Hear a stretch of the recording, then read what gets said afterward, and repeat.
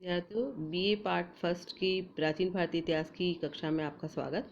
मैं doctor Iqbal, associate professor इतिहास, government college Jhalawar. विद्यार्थियों, दक्षिण भारत में अनेक राजवंशों ने समय समय पर राज्य किया। उसमें से मैंने बताया था आपको कि चोल, चालुक्य, राष्ट्रकूट और पल्लव प्रमुख थे। उसमें चालुक्य और पल्लवों के बारे में हम लोग पढ़ चुके हैं। और दक्षिण भारत का एक अन्य प्रमुख राजवंश था राष्ट्रकूट। और चालुक्य वंश के पतन के बाद 2 शताब्दियों तक राष्ट्रकूट एक मुख्य शक्ति के रूप में इतिहास का केंद्र बिंदु बने रहे। दक्षिण भारत हो या उत्तर भारत, उनके समसामयिक राजवंशों को, चाहे वे पल्लव हो या चोल अथवा उत्तर के प्रतिहार हो या पाल, उनसे टक्कर लेनी पड़ी थी। राजनीतिक संघर्षों के इस दौर में राष्ट्रकूटों ने अपने काल के सांस्कृतिक जीवन को भी संपन्न बनाने में योगदान दिया। अब प्रश्न उठता है कि राष्ट्रकूट थे कौन? तो इतिहासकार नीलकंठ शास्त्री के अनुसार वह कन्नड़ मूल के थे तथा उनका उद्भव संभवतः प्रशासनिक कार्य से जुड़े अधिकारियों के विशेष वर्ग से हुआ। राष्ट्रकूटों का जो प्रारंभिक इतिहास है उसकी हम बात करें तो राष्ट्रकूट साम्राज्य की स्थापना करने वाले व्यक्ति का नाम दंतिदुर्ग था। दंतिदुर्ग शुरू में चालुक्यों का सामंत था और 753 ईस्वी में उसने चालुक्यों के अंतिम सम्राट कीर्ति वर्मा को हराकर पूरे महाराष्ट्र पर अधिकार कर लिया था। यहीं से राष्ट्रकूट वंश के साम्राज्य की स्थापना होती है। दंतिदुर्ग का जो उत्तराधिकारी था विद्यार्थियों, वह कृष्ण प्रथम था और वह राष्ट्रकूट वंश का प्रथम महान शासक था। उसने शुंगतुंग तथा अकाल वर्ष की उपाधियां धारण की थी। उसने वातापी के चालुक्यों की बची हुई ताकत को भी खत्म कर दिया था और वेंगी के चालुक्यों को पराजित करके आंध्र क्षेत्र के अधिकांश प्रदेश को अपने राज्य में मिला लिया था।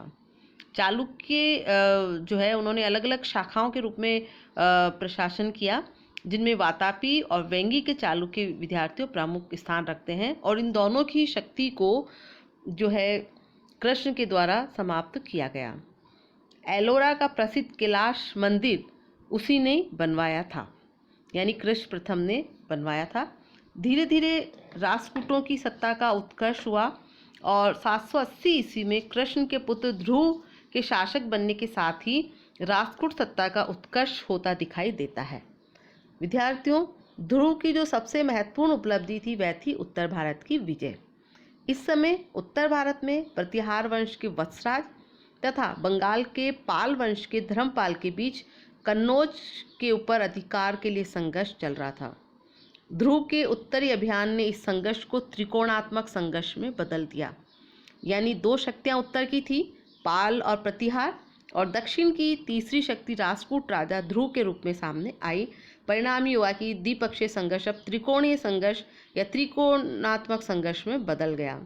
बड़ौदा अभिलेख ध्रुव के उत्तरी भारत के अभियान का उल्लेख निम्न शब्दों में करता है: अपनी तरंगों से सुंदर लगने वाली गंगा और यमुना को अपने दुश्मनों से जीतकर यशमूर्ति ध्रुव ने वह अधिराज्य प्राप्त किया जो दृश्य रूप में प्रकट होता था। ध्रुव की जो उत्तर भारत की विजय थी विद्यार्थी, उनका कोई स्थायी परिणाम नहीं हुआ, लेकिन उसके राजनीतिक और आर्थिक परिणाम जो है दिखाई देते हैं। इसके और साथ ही साथ इन विजयों से उसके सैनिक यश में वृद्धि हुई, क्योंकि ध्रुव ऐसा पहला शासक था जिसने दक्षिण से उत्तर की ओर प्रस्थान किया और उत्तरी भारत को उसने जीता। वरना अभी तक ये था कि दक्षिण पर उत्तर भारत के राजाओं ने तो हमला किया था, लेकिन दक्षिण से ऐसा कोई प्रयास अभी तक नहीं हुआ था। विद्वान इतिहासकार अल्टेकर कहते हैं कि समूचे भारत में उस समय ध्रुव को चुनौती देने वाला कोई नहीं था। कवि वल्लभ, धारावर्ष, निरूपम, श्रीवल्लभ ये ध्रुव की उपाधियां थीं। संजान अभिलेख गोविंद तृतीय की दक्षिण भारत की दिग्विजय का वर्णन करता है, यानी ध्रुव के जो 4 पुत्र थे उसमें गोविंद तृतीय जो है सबसे अधिक योग्य था और ध्रुव ने उसे अपना उत्तराधिकारी चुना था। उसने वेंगी के चालुक्यों, बंगाल के धर्मपाल तथा कन्नौज के चक्रायुद्ध को भी पराजित किया। दक्षिण के सभी राजवंश उससे भय खाते थे और उसे राष्ट्रकूट वंश का सर्वश्रेष्ठ शासक माना जाता है। दक्षिण की जो दिग्विजय नीति गोविंद तृतीय के द्वारा की गई, यह विजय अभियान उत्तरी व मध्य भारत के अभियानों के बाद चलाया गया। इस अभियान के परिणामों पर प्रकाश डालते हुए संज्ञान अभिलेख बताता है कि केरल पांड्य तथा चोल राजा गोविंद से आतंकित हो गए, पल्लव राजा मुरझा गए तथा गंगराज की मृत्यु बंदी के रूप में हुई। लंका का राजा अपने मंत्रियों के साथ बंदी बना लिया गया। इसीलिए अल्टेकर ने लिखा है कि निसंदेह गोविंद तृतीय राष्ट्रकूट सम्राटों में योग्यतम था। साहस, सैनिक नेतृत्व तथा सैनिक उपलब्धियों में उसका कोई सानी नहीं था, यानी उसके जैसा कोई और नहीं था। जगत तुंग, प्रभुत्वर्ष, त्रिभुवन धवल, कीर्ति नारायण, श्रीवल्लभ, अमोघ वर्ष जो है कीर्ति नारायण, श्रीवल्लभ आदि उसकी उपाधियां थी। इसके अलावा अमोघ वर्ष जो है का महत्व साहित्य, कला व संस्कृति के क्षेत्र के लिए भी प्रसिद्ध है। और गोविंद तृतीय के बाद जो है उसका पुत्र अमोघ वर्ष जो है प्रथम राजा बना था और उसने 814 ईस्वी से 880 ईस्वी तक अर्थात लगभग 66 वर्षों तक शासन किया, किंतु उसके शासनकाल में कभी भी शांति नहीं रही और उसे प्राय राज्य में अराजकता की स्थिति का सामना करना पड़ा। वह स्वभाव से शांतिप्रिय था और उसकी रुचि जैन धर्म की ओर थी। वह स्वयं कविता भी करता था और उसने कवि राजमार्ग एवं प्रश्नोत्तर रत्नमालिका नामक 2 ग्रंथ भी लिखे। उसकी राजधानी मान्यकेट थी। कभी कभी कुछ दिनों के लिए वह शासन से बिल्कुल अलग होकर जैन भिक्षुओं के साथ में रहता था। इस काल में शासन उसका पुत्र युवराज कृष्ण चलाता था। अमोघ वर्ष की मृत्यु के बाद जो कृष्ण द्वितीय है वह राजा बना। इस समय राष्ट्रकूट वंश दुर्बल हो चुका था और मालवा और गुजरात में प्रतिहार शासक भोज ने राष्ट्रकूटों को दबा रखा था। उसके समय में वेंगी के चालुक्य शासक विजयादित्य तृतीय तथा भोज प्रथम ने राष्ट्रकूटों को पराजित किया और उसकी मृत्यु 914 में हुई और उसकी मृत्यु के बाद उसका पौत्र इंद्र तृतीय राजा बना। वह एक प्रतापी राजा था तथा उसने उत्तर भारत पर आक्रमण किया और प्रतिहार नरेश महीपाल को पराजित भी किया। और इस वंश का जो अंतिम महत्वपूर्ण शासक है विद्यार्थियों, वह था कृष्ण तृतीय। वह 939 ईस्वी में राजा बना। उसने चोल राजा परांतक को हराया और उसके राज्य में के बहुत बड़े भाग को अपने राज्य में मिला लिया। उसने प्रतिहार नरेश महीपाल को भी हराकर उससे सुराष्ट्र क्षेत्र छीन लिया। उसने चोलों के साथ युद्ध किया किंतु वे तोक्कलेम में चोल शासक से पराजित हुआ और कृष्ण तृतीय के बाद राष्ट्रकूट वंश का पतन शुरू हो जाता है। तो इसके बाद हम देखें कि राष्ट्रकूट राजाओं का योगदान क्या रहा साम्राज्य विस्तार के क्षेत्र में।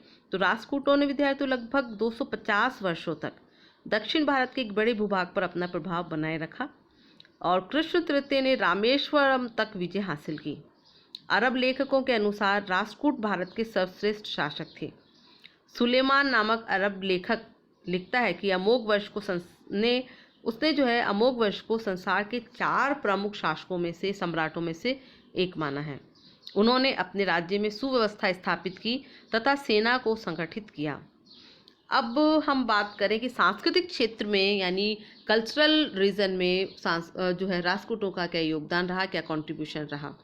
तो राष्ट्रकूटों के इतिहास का महत्व धर्म, साहित्य व कला के क्षेत्र में उनके योगदान के कारण भी है। सबसे पहले बात हम करें धर्म की, तो धर्म के क्षेत्र में राष्ट्रकूट शासक अपनी उदारता व सहिष्णुता के लिए प्रसिद्ध है। राज्य के संस्थापक दंती दुर्ग ने हिंदू धर्म का अनुयायी होने पर भी एक बौद्ध विहार को गांव दान में दिया था और अमोघ वर्ष जैन धर्म को मानने वाला था किंतु साथ ही हिंदू देवी महालक्ष्मी की भी पूजा करता था। राष्ट्रकूटों की धार्मिक उदारता का सबसे बड़ा प्रमाण मुस्लिम व्यापारियों के प्रति उनका व्यवहार है। उन्होंने इन नव आगंतुकों को मस्जिदें बनवाने तथा अपने विवादों को शरीयत के आधार पर हल करने की स्वतंत्रता दी। विद्यार्थियों, दक्षिण में केरल में जो है के तट पर जो अरबी सौदागर हैं, व्यापारी हैं, वे लोग आए थे वहाँ, उन्होंने अपनी बस्तियाँ भी बसाई थी और उनके साथ भी जो है उन्होंने उदारतापूर्ण व्यवहार किया। उन्हें अपनी धार्मिक स्थल बनाने का जो है आज्ञा दी और साथ ही अपने आपसी विवादों को भी मुस्लिम कानून यानी शरीयत के अनुसार हल करने की स्वतंत्रता भी प्रदान की और ये सारी चीज़ें उनकी जो है धार्मिक उदारता का प्रमाण हैं। और उनके शासनकाल में धार्मिक आधार पर कभी कोई उपद्रव या विद्रोह नहीं हुआ।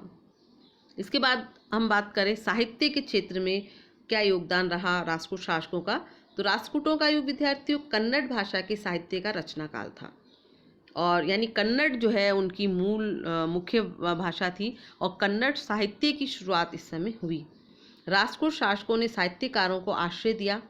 अमोघवर्ष स्वयं भी उच्च कोटि का साहित्यकार था और उसने कन्नड़ भाषा में कवि राजमार्ग नामक ग्रंथ की रचना की। इंद्र तृतीय के काल में, इंद्र तृतीय जो कि एक प्रमुख जो है शासक था, उसके समय में सिंह विक्रम ने नल चंपू की, सोमदेव ने यशस्तिलक व नीति वाक्यामृत की, और हलायुध ने कवि रहस्य की रचना की। अमोघवर्ष प्रथम के धर्मगुरु जिनसेन ने हरिवंश तथा पार्श की जीवन कथा को लिखा। शाक्टायन का व्याकरण ग्रंथ अमोघवृत्ति और वीराचार्य की गणित सार संग्रह इसी काल की रचनाएं हैं। कन्नड़ साहित्य के त्रिरत्न पंप, पोण तथा रण इसी काल में हुए। पंप ने, जिन्हें आदि पंप भी कहा जाता है, आदि पुराण की रचना की। पोण ने शांति पुराण लिखा। रण का प्रसिद्ध ग्रंथ अजीत पुराण है। तीनों ही ग्रंथ विद्यार्थियों जैन धर्म से संबंधित है।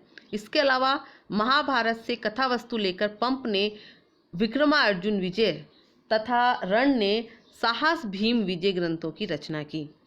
इसके बाद हम बात करें कला का विकास राष्ट्रकूट काल में कैसे हुआ, किस प्रकार हुआ। तो राष्ट्रकूट काल का महत्व इस कारण है कि इस युग में चट्टानों को काटकर मंदिर निर्माण की कला अपने चरमोत्कर्ष पर पहुंच गई। कृष्ण प्रथम के काल में एलोरा में बनाया गया कैलाश मंदिर इस वर्ग के स्थापत्य की श्रेष्ठतम रचना है। कैलाश मंदिर कलात्मक सौंदर्य को अलंकरण तथा कलाकृतियों ने द्विगुणित कर दिया है। यहाँ पर गंगा अवतरण तथा कैलाश पर्वत को उठाए हुए रावण के दृश्य का अति कुशलता के साथ चित्रण किया गया है। एलोरा में कैलाश मंदिर के अलावा इसी काल में रावण की खाई, रामेश्वर तथा दशावतार का निर्माण भी हुआ। दशावतार मंदिर की निर्माण शैली पर बौद्ध विहार के निर्माण पद्धति का प्रभाव स्पष्ट रूप से देखा जा सकता है। कैलाश मंदिर जो है वह न केवल भारतीय स्थापत्य का एक अनूठा उदाहरण है, और अपितु शिला स्थापत्य में भी एक अप्रतिम कृति है, ये कहना है कला विशेषज्ञ पर्सी ब्राउन का। इसकी दीवारों पर विविध देवी देवताओं की मूर्तियां खुदाई में उभार कर बनाई गई है। यानी ये मंदिर जो है एक पूरी बड़ी पहाड़ शिला को काट कर बनाया गया है। राष्ट्रकूटों के निर्माण कार्य मुख्यतः अजंता, एलोरा, एलिफेंटा तथा मालखेड़ में केंद्रित है। शिलाखंड को काटकर बनाया गया दशावतार मंदिर 2 मंजिला है और राष्ट्रकूट कला का एक अन्य सुंदर उदाहरण है। इस प्रकार हम देखते हैं विद्यार्थियों की राष्ट्रकूट वंश की जो राजनीतिक उपलब्धियां क्या रही, उनकी सांस्कृतिक और धार्मिक गतिविधियां क्या रही, और साथ ही कला और साहित्य में उनका विशिष्ट योगदान रहा। और राष्ट्रकूट काल के सामाजिक आर्थिक जीवन की श्रेष्ठता व संपन्नता की पुष्टि खुदार दवा तथा सुलेमान जैसे विदेशी लेखकों के विवरण से भी होती है। खुदार दवा राष्ट्रकूट हिंदू समाज में 7 वर्गों का उल्लेख करता है। ये 7 वर्ग थे क्षत्रिय अर्थात राजा और उसका परिवार, ब्राह्मण, क्षत्रिय, वैश्य, शूद्र, चांडाल अर्थात अस्पृश्य समुदाय तथा लहुड़ जिसमें संस्कृत कर्मी, नर्तक, वादक, अभिनेता आदि आते थे। इस युग में अंतर्जातीय विवाह और भोज पर रोक थी, यानी सजातीय विवाह को मान्यता थी। जातीय व मनुष्य मौजूद नहीं था, किंतु चंडाल शहर के बाहर रहते थे तथा अन्य जातियों के लिए अलग अलग मोहल्ले होते थे। और सुलेमान का विवरण राष्ट्रकूट राज्य की आर्थिक संपन्नता तथा व्यापारिक जो है संपन्नता को प्रकट करता है।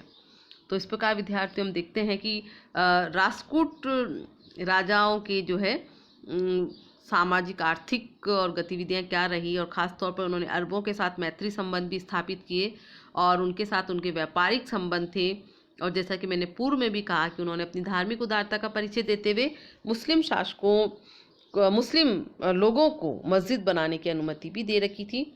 और राष्ट्रकूटों का जो प्रशासनिक क्षेत्र में या राजनीतिक क्षेत्र में प्रमुख योगदान है वह ये था कि उन्होंने उत्तर भारत पर अपने जो है साम्राज्य प्रसार का प्रयास किया था, और ऐसा सब पहली बार हुआ था। धन्यवाद।